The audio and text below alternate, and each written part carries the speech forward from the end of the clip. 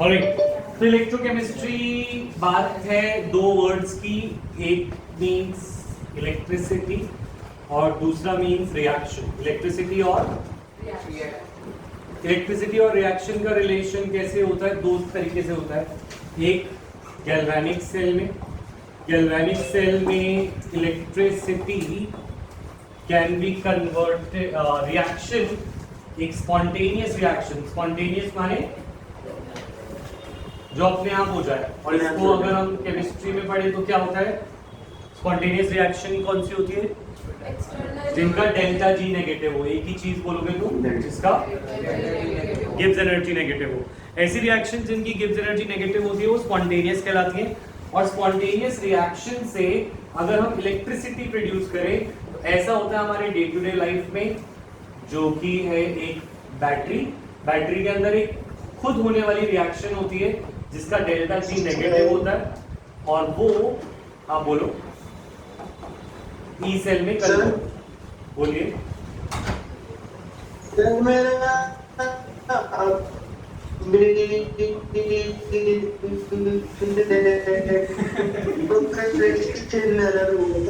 आपने क्या करा? अभी तक मैंने कुछ भी नहीं कराया, अभी मैंने बस स्टार्ट किया है, बस ये ठीक है, जस्ट ही स्टार्ट किया है, ठीक है। मैं कह रहा हूं इलेक्ट्रोकेमिस्ट्री में या तो हम स्पॉन्टेनियस रिएक्शन से इलेक्ट्रिसिटी बना सकते हैं, और ऐसे सेल्स को बोलते हैं गैल्वेनिक सेल। ऐसे सेल को क्या बोलते हैं? तो यानी कि डेल्टा जी गिव्स एनर्जी, जो कि एक स्पॉन्टेनियस रिएक्शन की एनर्जी होती है, और ई सेल में कुछ रिलेशन होता है। ये बात क्लियर है? तो ये रिलेशन होता है delta G is equal to minus N F E cell. मतलब क्या है कि अगर किसी का गिब्स एनर्जी नेगेटिव है तो उसका ई नॉट सेल पॉजिटिव आएगा। उसका ई नॉट सेल क्या आएगा? यानी उसकी potential difference. E naught cell क्या है? Potential difference of the cell. ये तो हम फिजिक्स में पढ़ चुके हैं, हाँ या ना? है ना? तो इस सेल का जो पोटेंशियल डिफरेंस है वो पॉजिटिव होता है तब जब गिब्स एनर्जी क्या होती है? नेगेटिव। ये रिलेशन हो जाएगा डेल्टा जी और एनएफई में। एन क्या है? Number of electrons in the reaction. इस रिएक्शन में कितने इलेक्ट्रॉन्स का पार्ट होते हैं, और F is the Faraday's constant जिसका एक वैल्यू है 96500 कूलम अप्रोक्सीमेट। और ये वाली कैलकुलेशन में लेके चलेंगे क्योंकि इससे अगली वाली जो असली वो है इसकी वैल्यू वो थोड़ी और डरावनी है, उसकी कैलकुलेशन मुश्किल हो जाएगी 96487। तो गिब्स एनर्जी यानी जो रिएक्शन की एनर्जी है और जो बैटरी की पोटेंशियल डिफरेंस है उनके बीच में ये रिलेशन, ये बात याद रख सकते हैं, ठीक है। तो अगर मैं बोलूं when is a reaction spontaneous? When delta G is and E cell is यानी E cell पॉजिटिव होना चाहिए स्पॉन्टेनियस के लिए और डेल्टा G क्या होनी चाहिए? नेगेटिव, ठीक है। अच्छा, अगर हम बात करें दूसरा रिलेशन, हम बोल रहे थे electrochemistry is a relation between electricity and reaction.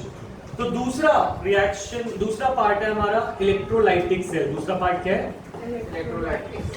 Electrolytic cell में हम उल्टा करते हैं, मतलब हम इलेक्ट्रिसिटी देते हैं। सर एक बार गैल्वेनिक सेल वाला रिपीट कर दोगे? अभी करूंगा, थोड़ी सी देर में दोबारा करूंगा। इलेक्ट्रोलाइटिक सेल पे समझो, अभी ध्यान दो। इलेक्ट्रोलाइटिक सेल में हम क्या करते हैं? हम इलेक्ट्रिसिटी देते हैं। क्या देते हैं? और इससे नॉन स्पॉन्टेनियस रिएक्शन कराते हैं, जो काम खुद नहीं होता, जो लातों के भूत वो बातों से नहीं मानते, है ना?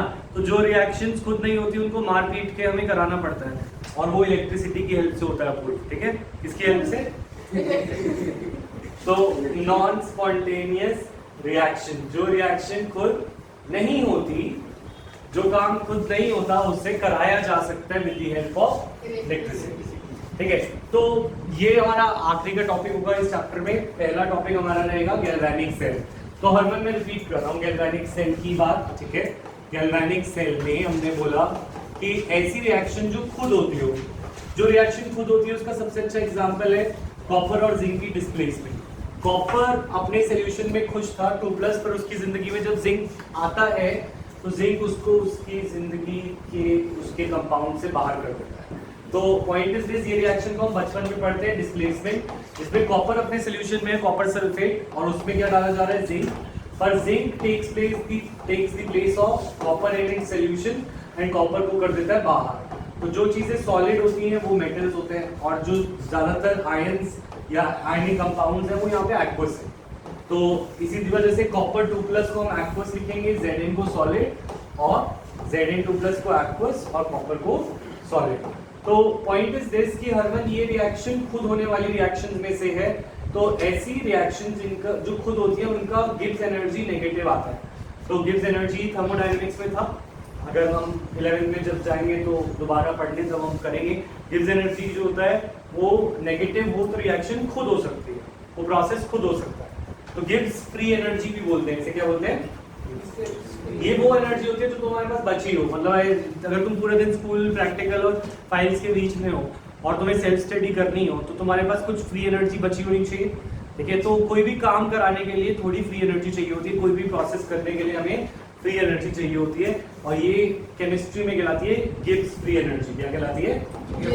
अगर किसी के पास गिब्स फ्री एनर्जी है और वो लूज करने को रेडी है, किसी के पास एनर्जी और वो उसको लगाने के लिए रेडी है, तो ही काम होगा, ठीक है।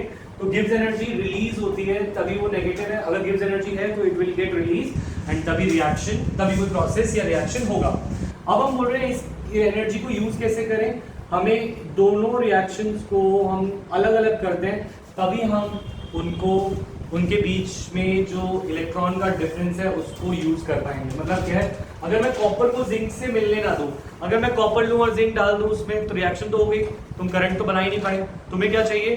कॉपर और जिंक के बीच में रिएक्शन कराने के लिए यू नीड डिफरेंट टेम्परेचर्स, यानी कॉपर को कॉपर के साथ रखो और जिंक को जिंक के साथ रखो, उन दोनों को जुड़ने मत दो, उन दोनों को मिलने मत दो, क्योंकि अगर वो मिल गए तो तुम बिजली प्रोड्यूस नहीं कर पाओगे। तो तुम क्या चाहोगे? वो दोनों अलग अलग रहे। तो कॉपर कॉपर के सोल्यूशन में रहे, कॉपर किस में रहे? कॉपर के सोल्यूशन में, कॉपर सॉलिड, कॉपर 2+ एक्वस, और जिंक किसके सोल्यूशन में रहे? उल्टा कर दिया, यहाँ पे लिखिए जिंक, ये zinc solid in the zinc solution रहे, ठीक है, और copper solid in the copper solution रहे। तोड़ना पड़ेगा, करंट की डायरेक्शन चेंज हो जाएगी ना। कन्वेंशन होता है कुछ जो कि ना जिसका कोई रीजन नहीं होता, जैसे कि करंट की डायरेक्शन पॉजिटिव टू नेगेटिव है, तो हमारा कन्वेंशन ये है कि हम एनोड को लेफ्ट पे लेंगे और कैथोड को राइट पे लेंगे, ठीक है। तो पॉइंट इज दिस, इसीलिए करंट अब पॉइंट इज दिस कि ये रिएक्शन में जिंक और Zn2+ आपस में जब डाले जाते हैं तो इनके बीच में एक रिएक्शन होती है। जिंक की टेंडेंसी है डिसॉल्व होने की, जिंक की टेंडेंसी क्या है? और कॉपर की टेंडेंसी है डिपॉजिट होने की। जब ये दोनों एक साथ होते हैं, ये चीजें कंपैरेटिव है, ठीक है। फॉर एग्जांपल तुम नालायक बच्चे के साथ बैठोगे तो तुम पढ़ाकू लगोगे, पर चाहे तुम क्लास के सेकंड नालायक हो, पर सबसे ज्यादा नालायक के सामने तुम क्या लगोगे? पढ़ाकू। तो वही चीज है, जिंक और कॉपर जब एक साथ आते हैं तो पॉइंट इज दिस कि जिंक कॉपर के प्रेजेंस में अपने आप को डिसोसिएट करता है। क्या करता है? डिसोसिएट। और कॉपर जिंक की प्रेजेंस में अपने आप को एसोसिएट करता है, यानी कॉपर 2+ जो है वो बनाता है कॉपर सॉलिड। क्या बनाता है? और जिंक को जब हम रखते हैं तो जिंक अपने आप को डिसॉल्व कर लेता है, तो जिंक 2+ एक्वस। तो it is just a relative concept. अगर जिंक सपोज किसी और के साथ आए तो कभी वो डिसॉल्व भी कर सकता है, कभी वो एसोसिएट भी हो सकता है, ठीक है। ये बात समझ में आ रही है सबको यहाँ तक? तो जिंक जब अपने आप को डिसोसिएट करेगा तो अपने 2 इलेक्ट्रॉन छोड़ के जाएगा, क्योंकि उसे 2+ बनना है, तो वो अपने क्या इलेक्ट्रॉन छोड़ के जाएगा? 2+। ये जो 2 इलेक्ट्रॉन है, इलेक्ट्रॉन हमेशा सोल्यूशन में नहीं आते, वो रॉड पे रह जाते हैं। किस पे रह जाते हैं? और रॉड पे रह जाएंगे तो जिंक क्या हो जाएगा? जिंक की रॉड क्या हो जाएगी? नेगेटिव। और कॉपर इलेक्ट्रॉन्स को गेन करके करता है, और अगर मेटल की कुछ इलेक्ट्रॉन्स को तुम यूज कर लो तो मेटल की रॉड क्या हो जाएगी? पॉजिटिव। तो कॉपर जब डिपॉजिट होता है वो इलेक्ट्रॉन को यूज कर लेता है, और जिंक जब डिसॉल्व होता है तो वो इलेक्ट्रॉन्स दे बैठता है, तो जिंक की रॉड नेगेटिव हो जाती है और कॉपर की रॉड पॉजिटिव हो जाती है। अब हमेशा पॉजिटिव और नेगेटिव का डिफरेंस हो तो तुम उसे करंट के लिए यूज कर सकते हो। तो अगर तुम्हें बस अब इसमें करना क्या है, एक वायर लगानी थी, और वायर लगा के तुम इसके अंदर वोल्ट मीटर लगा सकते हो और हमारा सेल बन जाएगा, ठीक है। इसके अंदर ये कहलाएगा एनोड, ये क्या कहलाएगा? एनोड, और ये कहलाएगा कैथोड। इसको हम और भी सिंपल तरीके से लोन की हेल्प से कर सकते हैं, बट अभी के लिए तुम्हें ये समझ आया कि ये सेल कैसे बना है? ये सॉल्व नोट कर लिया? नेगेटिव और पॉजिटिव नहीं आया। जो चीज डिसॉल्व होती है वो अपने इलेक्ट्रॉन छोड़ के जाएगी, और इलेक्ट्रॉन्स रॉड पे रहेंगे या सोल्यूशन में? इलेक्ट्रॉन्स कहाँ सोल्यूशन, इलेक्ट्रॉन मेटल में होते नहीं, आयंस होते हैं सोल्यूशन, सोल्यूशन में आयंस होते हैं, और मेटल्स रॉड के अंदर इलेक्ट्रॉन्स रहते हैं, मोबाइल इलेक्ट्रॉन जो हमने पढ़ रखा है। तो जिंक अपना इलेक्ट्रॉन रॉड पे छोड़ के जाएगा तो जिंक की रॉड नेगेटिव हो जाएगी, और कॉपर इलेक्ट्रॉन्स को यूज करेगा। इलेक्ट्रॉन किसके पास होता है, मेटल के पास या सोल्यूशन के पास? मेटल से अगर वो इलेक्ट्रॉन लेगा तो वो रॉड क्या हो जाएगी, पॉजिटिव हो जाएगी। एक रॉड नेगेटिव एक रॉड पॉजिटिव हो गई तो हम उसको कनेक्ट कर लेंगे। समझ में आई बात? तो इससे जो वोल्टेज आएगी this will be called as E naught, E cell, इसे बोलेंगे ई सेल, यानी सेल पोटेंशियल। क्या बोलेंगे, सेल पोटेंशियल। सेल पोटेंशियल और ईएमएफ में थोड़ा सा डिफरेंस होता है, सेल पोटेंशियल और ईएमएफ में थोड़ा सा डिफरेंस होता है। ईएमएफ तब होती है जब वो काम में ना हो, जब वो करंट फ्लो ना हो रहा हो, तो उसे बोलते हैं इलेक्ट्रोमोटिव फोर्स। और सेल पोटेंशियल जब वो काम में हो तो उसको हम सेल पोटेंशियल बोलते हैं। ये वाली बात क्लियर है? यहाँ तक आगे बढ़ सकते हैं। तो ये सेल बनाने का एक आसान तरीका भी है, और वो आसान तरीका है,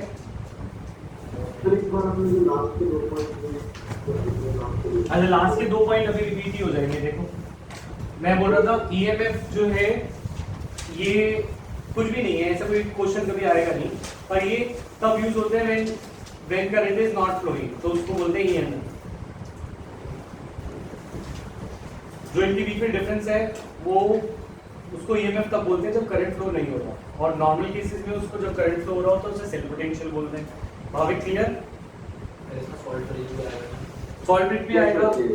ये सॉल्ट ब्रिज का फंक्शन होता है to complete the circuit and to replenish the electrolytes. ऐसा क्वेश्चन आएगा नहीं, पर तुम समझ गए हो? क्लियर है? ये दो चीजें सॉल्ट ब्रिज के ऊपर तुम लिख लो, 2 पॉइंट्स। एक तो ये सर्किट कंप्लीट कर रहा है, और जो आयंस खत्म हो जाते हैं उनको भर देता है वापस, क्योंकि इसके अंदर आयंस भरे होते हैं।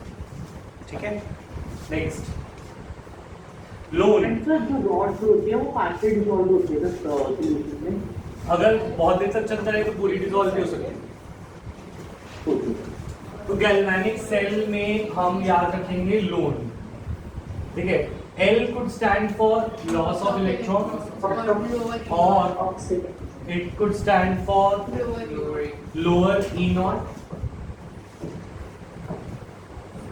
It could stand for lower E naught, or it could stand for left. ठीक है, तो लॉस ऑफ इलेक्ट्रॉन और लोअर ई नॉट और लेफ्ट पे रखी जाती है एनोड। क्या रखी जाती है? एनोड पे लॉस ऑफ इलेक्ट्रॉन होता है, लोअर ई नॉट पे होता है, और लेफ्ट पे रखते हैं। ऑक्सीडेशन होता है इस पे प्रोसेस कौन सा होता है? ऑक्सीडेशन। ठीक है ना, तो ऑक्सीडेशन एट एनोड होता है, और ये लोन के अकॉर्डिंग गैल्वेनिक सेल में इट इज नेगेटिव। पर अगर हम इलेक्ट्रोलाइटिक सेल में जाएंगे तो ये लोन की जगह लोप लगेगा। क्या लगेगा? लोप। तो इलेक्ट्रोलाइटिक सेल का भी हम यहीं पे लिख देते हैं ताकि तुम कंफ्यूज हो। ओके,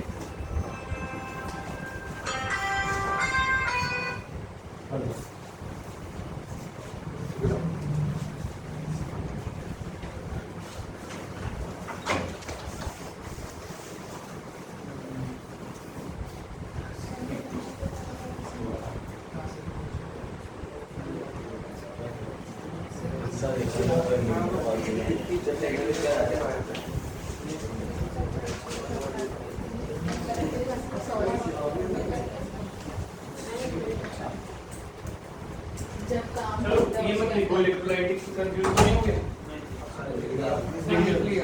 चलो इलेक्ट्रोलाइटिक सेल में लोप है। ठीक है, ये सब चीजें सेम, बस वो क्या है? पॉजिटिव है। यानी जब करंट प्रोड्यूस कर रहे हो तो लोन लगेगा, और जब करंट को यूज करके रिएक्शन कर रहे हो तो लोप लगेगा। ये डिफरेंस है। ठीक है,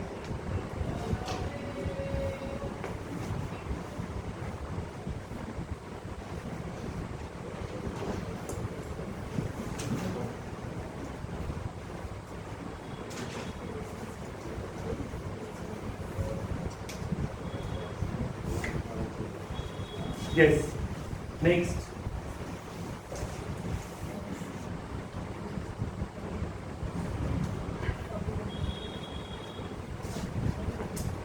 तो अब एक चीज ये भी समझें कि एक रॉड को जब सिर्फ उसके सोल्यूशन में डाला जाता है तो भी पोटेंशियल डिफरेंस जनरेट होता है। जब एक रॉड अपने ही सोल्यूशन में जाता है तो अपने सोल्यूशन के अकॉर्डिंग या तो वो इलेक्ट्रॉन को गेन कर सकता है या लूज कर सकता है। इस केस में इन दोनों के बीच में एक पोटेंशियल डिफरेंस जनरेट होता है जिसे बोलते हैं इलेक्ट्रोड पोटेंशियल। क्या बोलते हैं? Electrode potential is the potential difference between N electrode and it's solution. Potential difference between an electrode and its solution. ठीक है, is called। विराज थोड़ा आगे हो जाओ, अरिजीत तुम थोड़ा आगे हो जाओ। तो एक रॉड और उसके सोल्यूशन के बीच में जो डिफरेंस होता है वो कहलाता है इलेक्ट्रोड पोटेंशियल। अगर इसको हम 298 केल्विन और 1 बार प्रेशर पे नोट करें तो इट बिकम्स, इसको लिखते हैं E M2 + M, ऐसे जो हमने D&F ब्लॉक में भी कर रहे थे, है ना। और अगर हम इसको 298 केल्विन और 1 बार प्रेशर पे करें तो ये E0 हो जाता है, स्टैंडर्ड इलेक्ट्रोड पोटेंशियल। क्या कहलाता है? Standard electrode potential. ये M2 + M क्यों लिखा जा रहा है? क्योंकि ये यूजुअली रिडक्शन, हमने एक कन्वेंशन बना रखा है कि हमें हर एक फॉर्मूले में सिर्फ रिडक्शन की वैल्यूज यूज करनी है। किसकी यूज करनी है? रिडक्शन की। तो रिडक्शन माने जब वो मेटल M2 + से क्या बनेगा? M। तो पॉइंट इज दिस कि इलेक्ट्रोड पोटेंशियल जो वैल्यूज होती हैं, इलेक्ट्रोड तो एनोड और कैथोड दोनों होती है, हाँ या ना? अच्छा, कैथोड पे रिडक्शन होता है, एनोड पे क्या होता है? तो अगर हम एक की ऑक्सीडेशन वैल्यू याद करने लगे और दूसरे की रिडक्शन वैल्यू याद करने लगे तो हमारे को काम बढ़ जाएगा। तो हमारे फॉर्मूला ऐसे बने हैं कि हमारे को सिर्फ रिडक्शन वैल्यूज ही डालनी है। क्या डालनी है? Reduction value. इसीलिए E0 वैल्यू, E वैल्यू में हमेशा पहले आगे की साइड पे आयन आएगा, या फिर ऐसा हो सकता है कि आगे M हो और पीछे M नॉन मेटल है जैसे। तो नॉन मेटल में ऐसा हो सकता है Cl2 Cl-। Point is this कि हायर चार्ज ऑक्सीडेशन नंबर वाला आगे रहेगा और लोअर ऑक्सीडेशन नंबर वाला पीछे, तभी तो रिडक्शन कहलाएगी। तो हायर ऑक्सीडेशन नंबर वाला आगे रहेगा और लोअर ऑक्सीडेशन नंबर वाला पीछे। जैसे सपोज अगर हम Cl की बात करें तो Cl में हायर ऑक्सीडेशन नंबर Cl2 का होगा, दैट इज 0, और Cl- में इट विल बी -1। क्यों? क्योंकि हम दिखाना चाह रहे हैं रिडक्शन पोटेंशियल। क्या दिखाना चाह रहे हैं? एक एक शब्द, एक एक पॉइंट इंपॉर्टेंट है प्रियांश, ठीक है। रिडक्शन वैल्यूज होती हैं, सब कुछ नोट कर रहे हैं? विराज कर लिया? अरिजीत ये सब, ये थोड़ा सिलेक्टिव जितना तुम्हें लगता है कि तुम्हें जरूरत है। हो गया?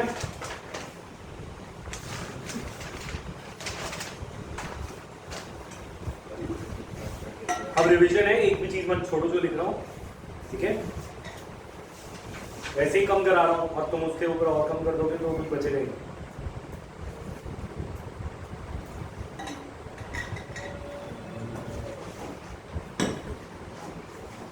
रिडक्शन पोटेंशियल की अगर हम बात कर ही रहे हैं तो हम क्लियर कर देते हैं अपने कंसेप्ट। 0 वोल्ट होती है रिडक्शन पोटेंशियल, H + 2H2, ठीक है। H + 2H2 की रिडक्शन वैल्यू क्या होती है? 0 वोल्ट। और ये क्यों होती है? Because we use standard hydrogen electrode. हम सबको निकालने के लिए किसका यूज करते हैं? Standard hydrogen electrode. और इसकी वैल्यू हमने 0 वोल्ट मानी हुई है। हमने इसकी वैल्यू कितनी मानी हुई है? 0 वोल्ट, ठीक है। इसी के कंपैरिजन में बाकी सबकी वैल्यूज निकाली गई हैं। तो जिसकी वैल्यू पॉजिटिव होती है और जिसकी वैल्यू नेगेटिव होती है, पॉजिटिव की मतलब बेस्ट होता है फ्लोरीन, सबसे ऊपर कौन मिलता है? फ्लोरीन, और सबसे नीचे मिलता है लिथियम। बेस्ट ऑक्सीडाइजिंग एजेंट कौन है? जिसकी नॉट वैल्यू पॉजिटिव है, ठीक है। तो बेस्ट ऑक्सीडाइजिंग है, पर मतलब वो सबसे अच्छा रिड्यूस होगा क्योंकि वो एजेंट है, दूसरों को खुश करने वाला अक्सर होता है। तो पॉइंट इज दिस कि जो बेस्ट ऑक्सीडाइजिंग एजेंट है वो खुद क्या होगा? रिड्यूस। और बेस्ट रिड्यूसिंग एजेंट्स खुद ऑक्सीडाइज अच्छा होता है। तो लिथियम खुद ऑक्सीडाइज सबसे अच्छा होता है, और फ्लोरीन खुद रिड्यूस सबसे अच्छा होता है, और उनको ऑक्सीडाइज करते हैं या reduce depending upon it. Sir हाँ। जो स्टैंडर्ड हाइड्रोजन इलेक्ट्रोड होता है ये एनोड पे लगता है ना। हाँ, cathode left minus right, cathode anode, cathode minus, हाँ ठीक है, एनोड ठीक है।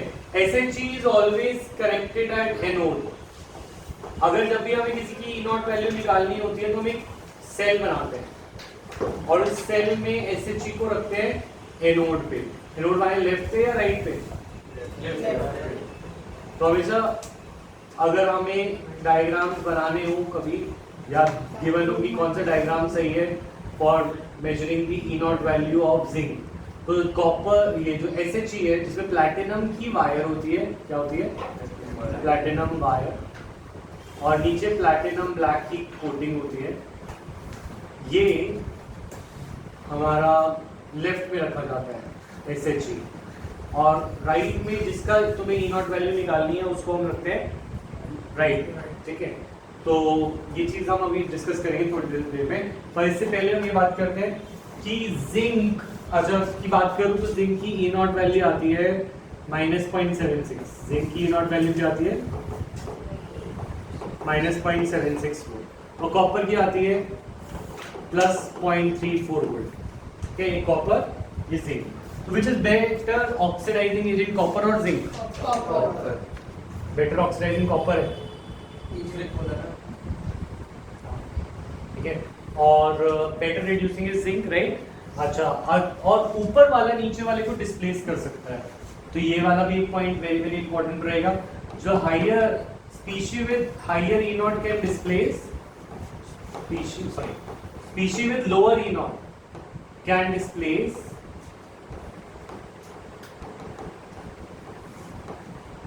the species with higher E0 in its compound.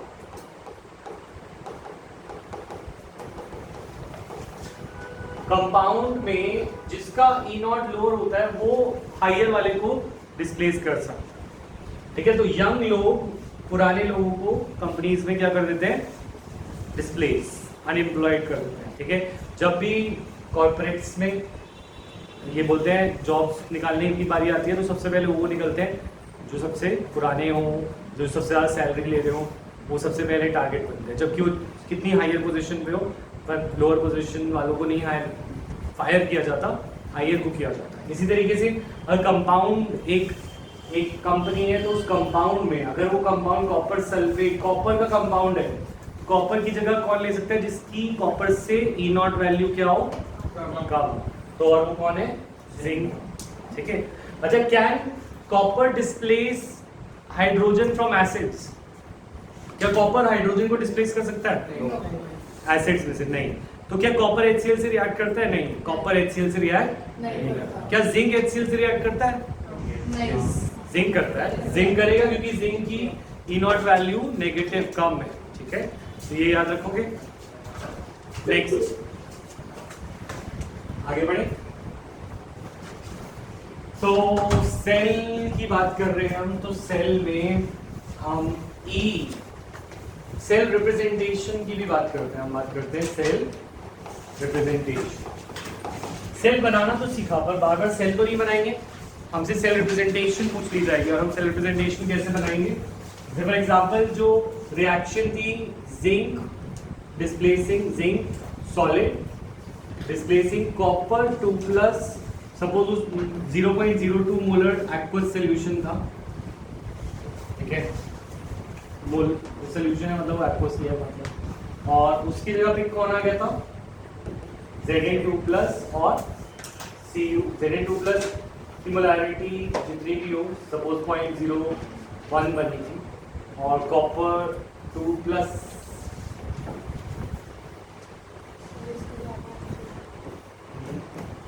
Zinc की ज़्यादा होनी चाहिए ना। क्यों ज़्यादा होनी चाहिए? न्यूमरेटर सी में- होना चाहिए ना। हाँ, इधर है। चलो, अगर हमारे को ये एक सेल दे रखा है, तो ये सेल ये रिएक्ट थोड़ी कर रहा है, जिंक अपने बीकर में है, कॉपर अपने बीकर में है, तो दोनों की अपनी अपनी कंसंट्रेशन हो सकती है या नहीं हो सकती?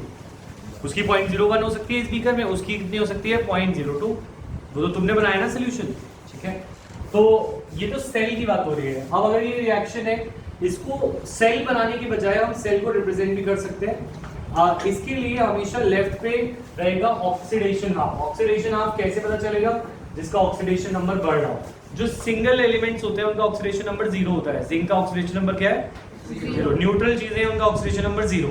F2O2 Cl2 Br2 P4 S6 single elements जो होते हैं अपने नॉर्मल स्टेट में 0 ऑक्सीडेशन स्टेट लेके आते हैं। जिंक का ऑक्सीडेशन स्टेट यहाँ पे 0 है और कॉपर का ऑक्सीडेशन स्टेट भी यहाँ पे 0 है। अच्छा, और जो मोनोटॉमिक आयन्स होते हैं जैसे copper 2+, Zn2+, Mn2+, Sc+1, Ti2+, तो उनका जो आयन्स का चार्ज होता है वही उनका ऑक्सीडेशन नंबर होता है।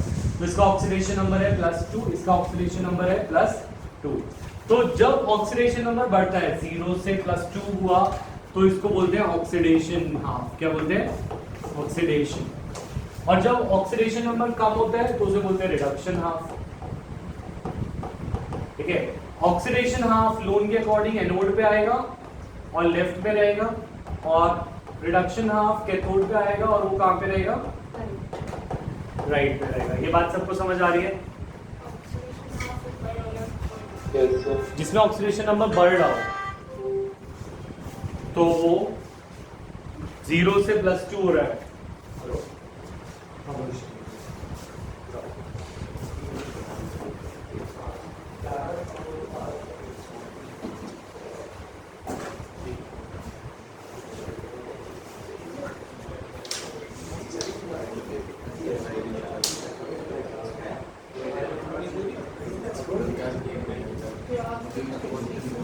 आप बोलिए क्या बोल रहे थे? किसका भी डाउट था? कोई डाउट नहीं है? अच्छा, तो सेल को रिप्रेजेंट करते वक्त ऐसे समझो, एनोड का आयन, एनोड का मतलब एनोड का रिएक्टेंट लिख लो। एनोड का क्या? रिएक्टेंट। एनोड का प्रोडक्ट डबल डैश, कैथोड का रिएक्टेंट और कैथोड का प्रोडक्ट। ठीक है, एनोड का रिएक्टेंट, एनोड का प्रोडक्ट, कैथोड का रिएक्टेंट, कैथोड का प्रोडक्ट। ये सेल रिप्रेजेंटेशन है। तो एनोड कौन सा था कनिष्का? जिंक। एनोड का रिएक्टेंट कौन है? Zn सॉलिड, है ना। एनोड वाली ये दो पार्ट्स हैं, इनका रिएक्टेंट है Zn सॉलिड। एनोड का रिएक्टेंट सिंगल डैश, एनोड का प्रोडक्ट क्या है? Zn2+, उसका मोलैरिटी अगर गिवन है तो लगाओगे इसी के अंदर। फिर एनोड खत्म, फिर कैथोड शुरू। कैथोड का रिएक्टेंट क्या है? कॉपर 2+, एक्वस कितना है? 0.02 molar, double single dash Cu।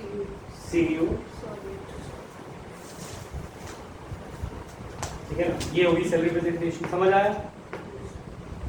मिटा दूं? नोट किया सबने? पक्का लिखा है ये चीज? ये तो नहीं कि मुझे आता था।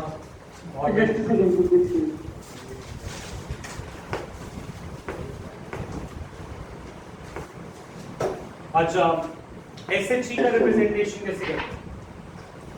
सपोज हम एक रिएक्शन बनाते हैं बिटवीन ब्रोमीन एंड SHC। एक बार NCERT दिखाओ। कोई NCERT भूल भी गया था पहले इसकी तेरी ले लीजिए। अच्छा,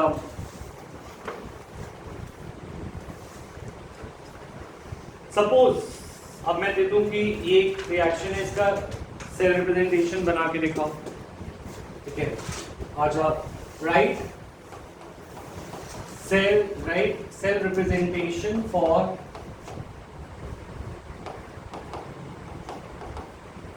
a cell used to measure E0 value for bromine। या फिर E naught value of B R two B R minus.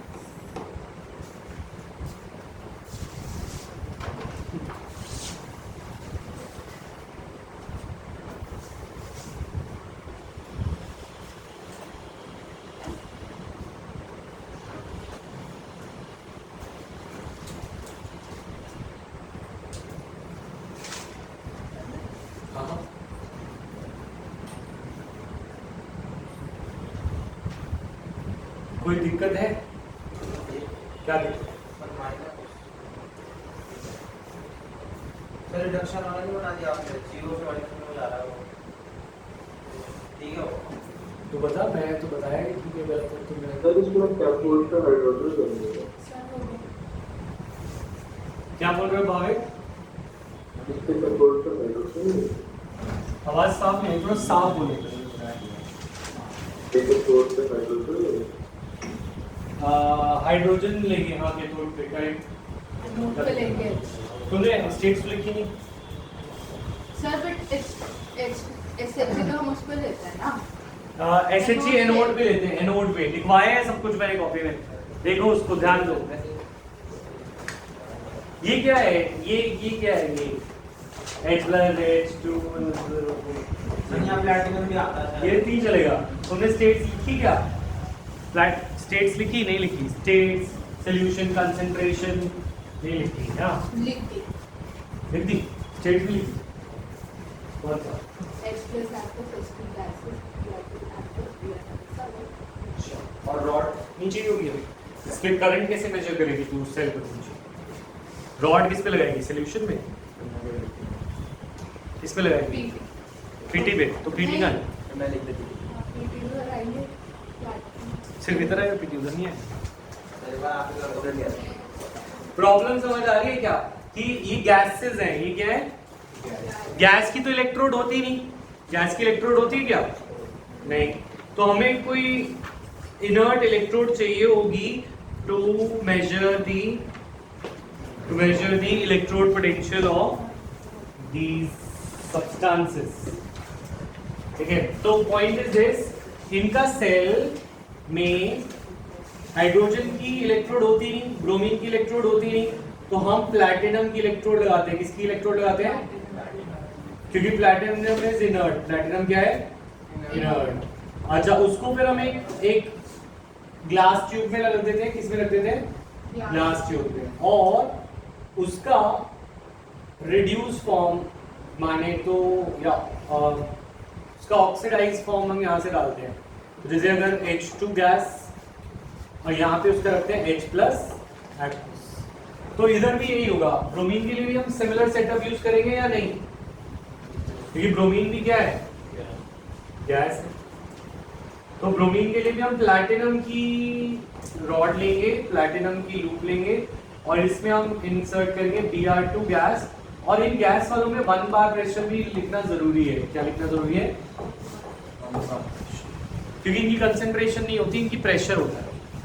और नीचे हम ब्रोमीन का कोई आयन ले लेंगे, जैसे NaBr का सोल्यूशन, KBr का सोल्यूशन। तो ये थोड़ी सी प्रॉब्लम थी, वरना तो तुम कर लेते ये रिएक्शन। अब इसकी अगर ये तो तुम्हें बनाने की जरूरत नहीं है, केवल सेल रिप्रेजेंटेशन पूछ रहे हैं। तो मैं बस ये बोलना चाह रहा हूँ, सेल रिप्रेजेंटेशन में प्लैटिनम को भी इंक्लूड करेंगे अगर वो इलेक्ट्रोड सेल में बना रहा है तो पॉइंट इज दिस कि हमें इसके अंदर बनाएंगे PT solid single dash H2। इसका रिएक्टेंट क्या है? H2। अच्छा, इसकी रिएक्शन कैसे बना सकते हो? अगर तुम्हें रिएक्शन बनाने को दी जाए तो तुम्हें पता है कि H2 और Br माइनस में से H plus आएगा ना पहले। reactive H plus होगा। reactive साइड पे बट H plus आएगा ना, और प्रोडक्ट साइड पे H2 आएगा। ठीक है। हाँ, लोअर एट एनोड होता है और हायर एट कैथोड। और तुम्हें पता है फ्लोरीन कहाँ है? हाइड्रोजन से ऊपर या नीचे? ऊपर। हाइड्रोजन से ऊपर है। ठीक है, तो मतलब फ्लोरीन ऑक्सीडाइजिंग है, तो ब्रोमीन भी तुम्हारे हिसाब से ऑक्सीडाइजिंग होना चाहिए, ऊपर ही होना चाहिए 0 वोल्ट से। समझ में आ रही है बात? तो तो लोअर हमेशा एनोड पे रहता है और हायर हमेशा कैथोड पे रहता है, ठीक है। पर जब भी हम सेल रिप्रेजेंटेशन या सेल की डिटरमाइन कर रहे हो ई नॉट वैल्यू, तो SHE को हमेशा ही एनोड पे रखना है, SHE को हमेशा ही एनोड पे रखना है। इसके लिए शायद कभी कभी तुम्हें बाहर से एक्सटर्नल वोल्टेज भी लगानी पड़ सकती है, पर इस केस में नहीं। बाकी केसेस में जिनमें ई नॉट वैल्यू इसकी लोअर होती है तो हमें एक्सटर्नल बैटरी लगानी पड़ती है, क्योंकि हम SHE को तो हमेशा ही एनोड पे रखना चाह रहे हैं। ये बात समझ में आ रही है? तो वो चीज़ चलो वो हायर कंसेप्ट हो गया, अभी छोड़ दो उसको। द पॉइंट इज दिस कि PT solid H2 gas, sir but H plus में आएगा पहले, इसका रिएक्शन टेक्निक से लो, हाँ सोच रहा हूँ। रिएक्शन होगी H नॉट पे रिडक्शन होगा ना, तो H से H2 एक सेकंड मेरे जरा कुछ चल रहा है तो 2 मिनट शांत, ठीक है। H की वैल्यू है 0 वोल्ट, तो वो ऑक्सीडाइज होगा। ऑक्सीडाइज होना माने अपना ऑक्सीडेशन नंबर बढ़ाएगा, तो 0 से प्लस पे आएगा, ठीक है। और Br जो है राइट पे लगानी है, राइट पे क्या होता है रिडक्शन, तो वो अपना ऑक्सीडेशन नंबर को क्या करेगा, कम। तो Br2 किस में जाएगा, Br माइनस में। मैं दोबारा समझा रहा हूँ ये बात, ये रिएक्शन में कैसे बनाई। H2 जो है उसमें ऑक्सीडेशन लेफ्ट पे क्या होती है, लेफ्ट पे रखी जाती है SHE, और लेफ्ट पे क्या होती है ऑक्सीडेशन, तो उसे अपना ऑक्सीडेशन नंबर बढ़ाना है, तो वो 0 से +1 पे जाएगा। और राइट में क्या होती है रिडक्शन, रिडक्शन का मतलब होता है उस अपना ऑक्सीडेशन नंबर को कम करना, तो ये 0 से -1 पे जाएगा। तो रिएक्शन ये बनेगी, समझ में आई बात, यस और नो।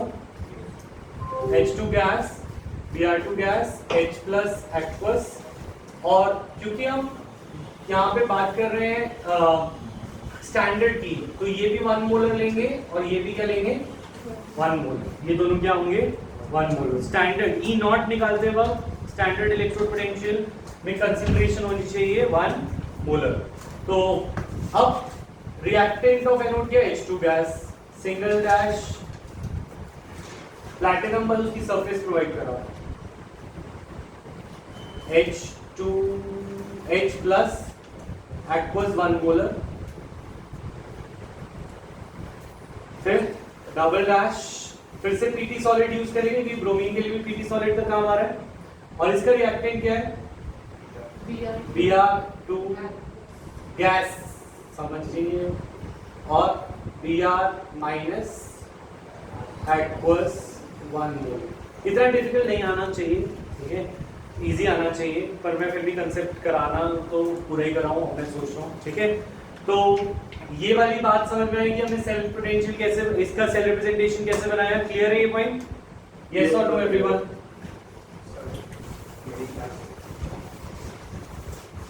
अच्छा बुक ले जाओ। अभी कोऑर्डिनेशन और D&F का टेस्ट है, बताया ना, कभी भी दो, तुम्हें फ्रीडम दे रखी है, ठीक है। कब दोगे कोऑर्डिनेशन और D&F?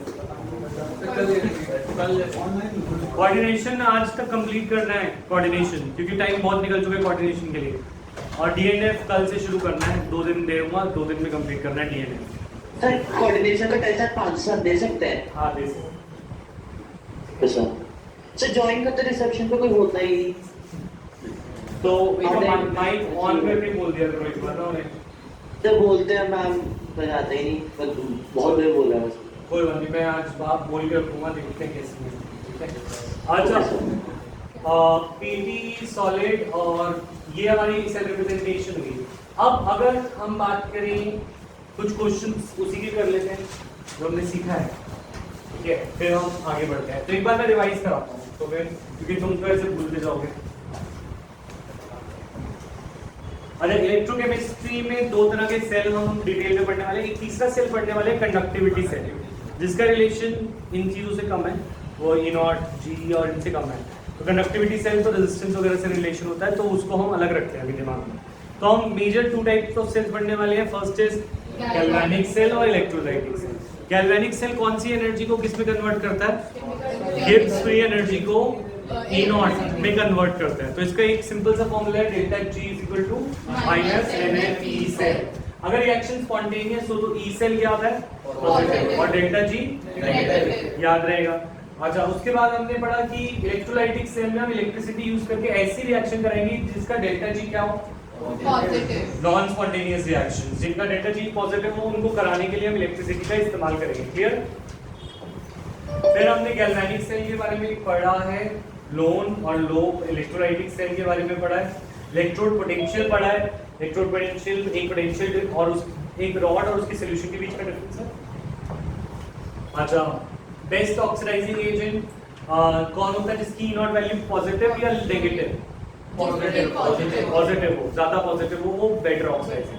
डिस्प्लेस कौन अच्छा करता है, लोअर या हायर? लोअर वाला हायर को डिस्प्लेस करता है। ठीक है, जैसे लोअर एज वाले हायर एज को डिस्प्लेस कर सकते हैं, लाइक दैट। ठीक है, याद रखोगे दिमाग में।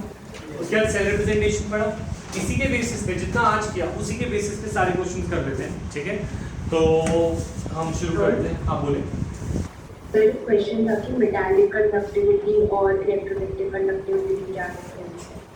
वो अभी हमारा टॉपिक है कंडक्टिविटी सेल का, तो जब हम कंडक्टिविटी सेल करेंगे तब पूछ लेना। कैन बी स्टोर, याद आ रहे हैं ऐसे question? Copper solution in zinc point, explain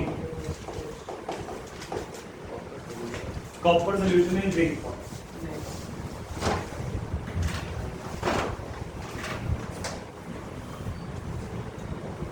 कैसे सॉल्व करके बताओगे?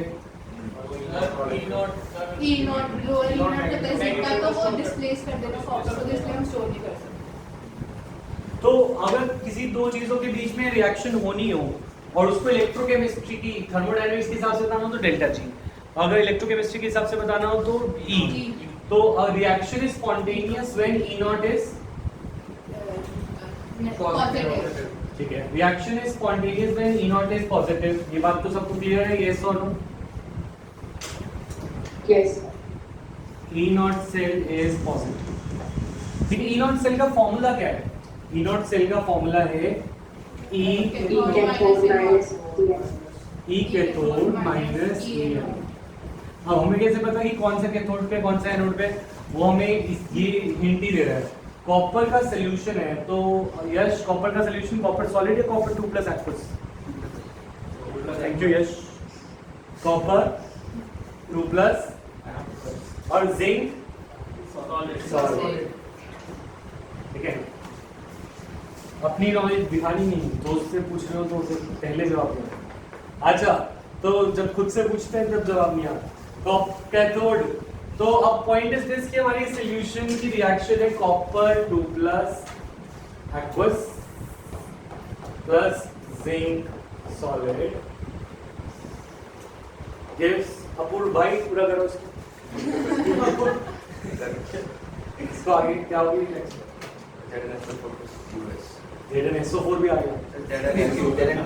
Very good.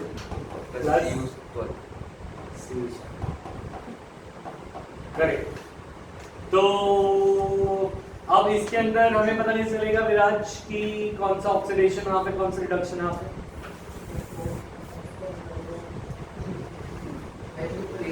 रिएक्शन देख के बताओ। 2 प्लस से 2 पे जा रहे हैं तो क्या है? रिडक्शन। ठीक है, और वेरी गुड। तो ये ऑक्सीडेशन हो गया, एनोड हो गया। ये बात समझ आई सबको? तो बस क्वेश्चन में गिवन होगा कि cell potential of copper 2 plus copper कितनी है और कॉपर जिंक 2 प्लस जिंक कितनी है। कॉपर 2 प्लस कॉपर की गिवन होगी 0.34 वोल्ट और जिंक 2 प्लस की दे रखी है -0.76 वोल्ट। तो अब हमारे को उसमें बस वैल्यूज डालनी है। हमने पता कर लिया कि कौन से कैथोड है कौन से एनोड है, तो क्या आएगी वैल्यू? पहले ये 0.34 प्लस माइनस 0.76 यही है। हाँ।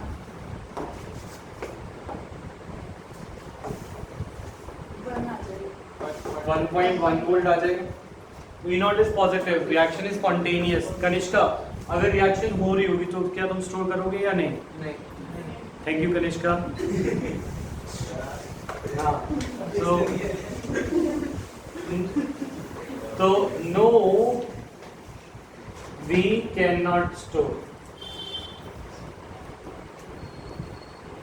because reaction is spontaneous। तो इन दोनों के बीच में रिएक्शन हो रही है तो क्या हम उसे स्टोर कर पाएंगे?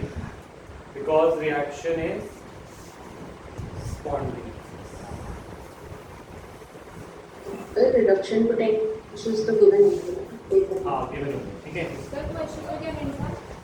कॉपर में ये बस ये था कि कॉपर एक्वस है, सोल्यूशन है तो एक्वस, और जिंक पॉट है तो पॉट तो सॉलिड होगा। तो हम ये दोनों पता कर लिया, फिर हमने ये रिएक्शन बनाई, हमने देखा कि ये रिएक्शन होगी या नहीं होगी। हमें क्या पता चला कि रिएक्शन हो रही है। पॉजिटिव है अगर रिएक्शन हो रही है, पॉजिटिव आया तो मतलब हम स्टोर नहीं करेंगे, ठीक है। तो कैन वी स्टोर, एक क्वेश्चन और ऐसे करके दिखाओ, can we store silver coin इन,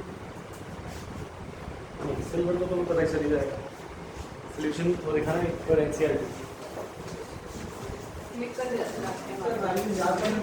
में क्वेश्चन में गिवन होगी, can we store iron coin in tin solution.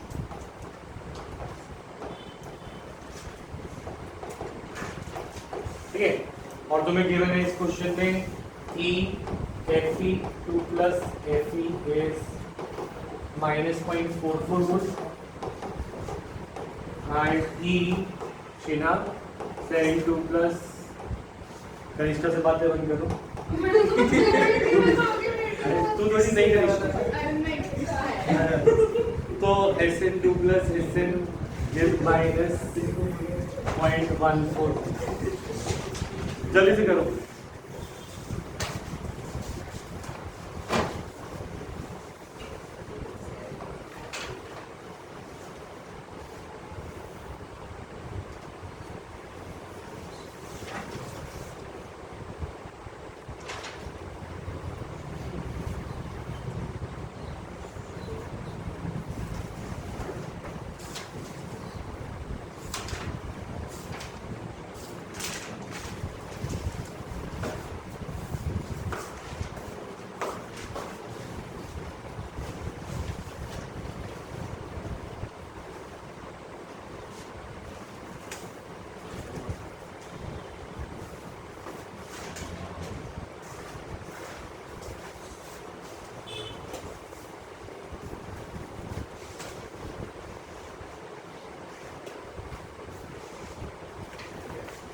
हो गया?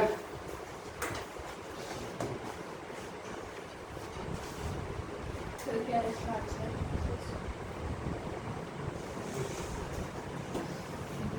इसका आंसर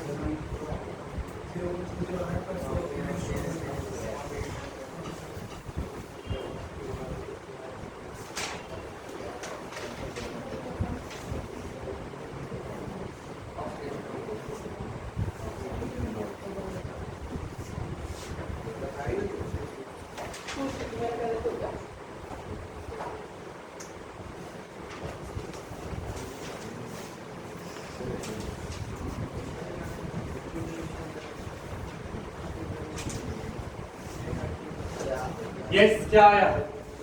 कॉइन, आयरन का कॉइन है तो Fe क्या है? Fe हुआ सॉलिड, और Fe कॉपर का क्या है? सोल्यूशन। तो पहले Sn का क्या है? सोल्यूशन। तो Sn2 प्लस हो गया एक्वस। ठीक है, अज्यूमिंग पहले लिखना कि हो सकती है रिएक्शन होती ना, हम assuming that reaction does occur, assuming that reaction does occur, तो हमने रिएक्शन बनाई। तो आयरन को बनना चाहिए आयरन 2 प्लस एक्वस, और Sn को बनना चाहिए Sn सॉलिड। तो इसके अंदर जब हम E सेल की वैल्यू डालेंगे तो it will come out to be E right minus E left, that is right वाला आएगा E Sn2 plus Sn minus E Fe2 plus Fe। तो कितनी आई वैल्यू? -0.14 प्लस 0.44 माइनस 0.44, तो पॉजिटिव है negative? Positive 0.3। 0.0। Reaction is spontaneous, तो no we can not store, ये लिख देना कि इट इज स्पॉन्टेनियस, तो ये हो जाएगी और हम जो नहीं करता। समझ आ रही है बात? ठीक है।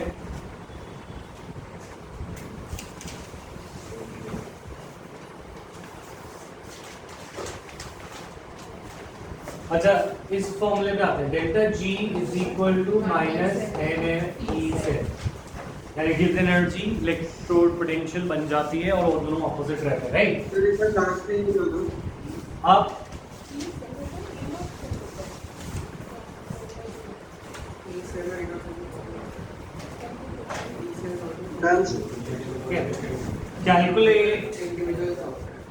calculate gives free energy if E naught cell of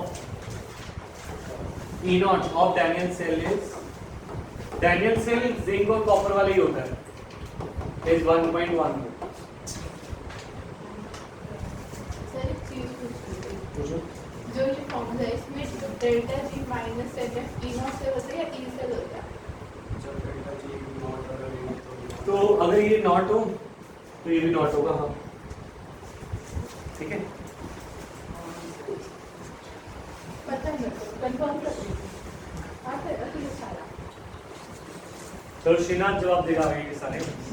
Free electrochemistry is in common sense। नहीं सर, इसमें मत है, दूसरी में अच्छा कनिष्का ने बोला, आर्यन जवाब देगा। तो ये कौन सा कॉमन सेंस इलेक्ट्रोकेमिस्ट्री आती है?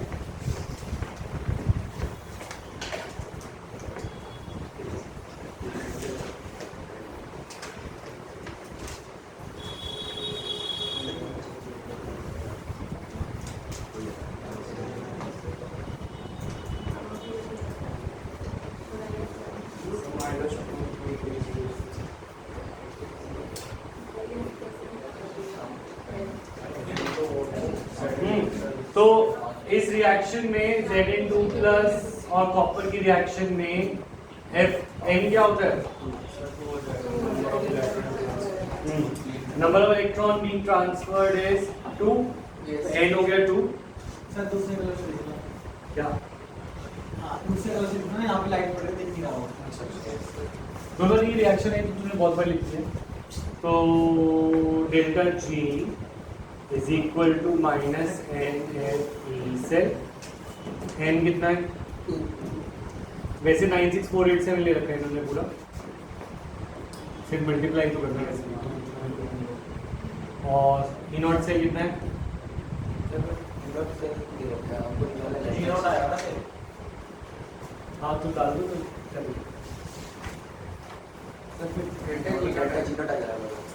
जो भी पूछा था वही निकालना। क्या गिवन था? ई नॉट सेल गिवन था तो डेल्टा जी नॉट निकालना, ठीक है? Delta G naught is equal to minus N F E naught cell, और जो भी आंसर आएगा जूल्स पर मोल में आएगा। किसमें आएगा? ठीक है।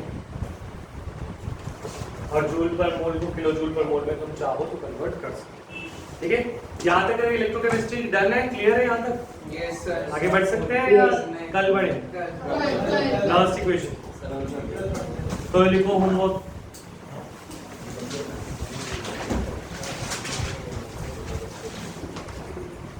ज्यादा नहीं है होमवर्क। इंडेक्स 3.1 आखिरी बार कोऑर्डिनेशन तुमने छोड़ दिया है तो आखिरी बार इलेक्ट्रिकल कर लो